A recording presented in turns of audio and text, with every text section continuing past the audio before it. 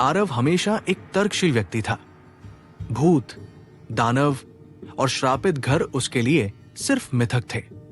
लेकिन ये तब तक था जब तक वो ब्लैकरिज मनोर में नहीं चला गया, एक प्राचीन हवेली जो दशकों से वीरान थी। घर की कीमत अविश्वसनीय रूप से कम थी और वह इसकी खोई हुई भव्यता को पुनर्स्थापित करने के लिए उत्सुक था। जैसे ही उसने अंदर कदम रखा, कुछ अजीब लगा। हवा भारी थी, सड़ान से भरी हुई, और गलियारों में एक लगातार, लगभग अदृश्य सी फुसफुसाहट गूंज रही थी। शुरू में उसने सोचा कि यह सिर्फ पुरानी लकड़ी का शोर होगा, लेकिन जैसे जैसे दिन बीतते गए, फुसफुसाहट आवाजों में बदल गई। रात में वे उसका नाम पुकारते थे। एक शाम उसने तहखाने में एक बंद कमरा खोजा, जिसका लकड़ी का दरवाजा इस तरह मुड़ा हुआ था जैसे अंदर से किसी ने उसे नाखूनों से फाड़ने की कोशिश की हो। अपने बेहतर निर्णय के खिलाफ जाकर उसने जंग लगे ताले को तोड़ दिया। जैसे ही दरवाजा चरमराया, एक बर्फीली हवा का झोंका उससे टकराया, जिसमें सड़ांध की स्पष्ट गंध थी।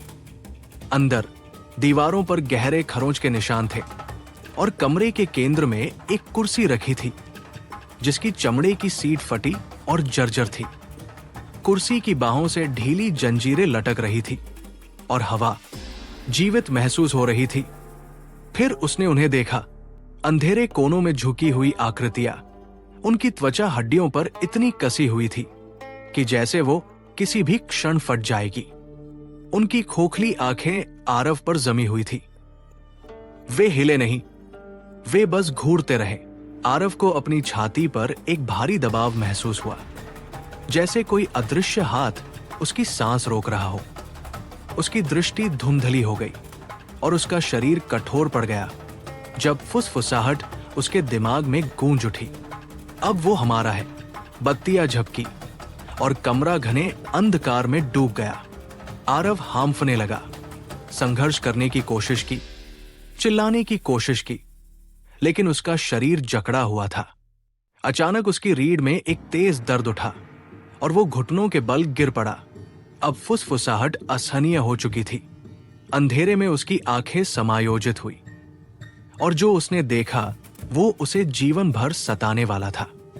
आकृतियां अब उसके और करीब आ चुकी थी। उनके खोखले मुंह असंभव रूप से चौड़े हो रहे थे, जिनमें धारदार दांतों की पंक्तियां दिखाई दे रही थी।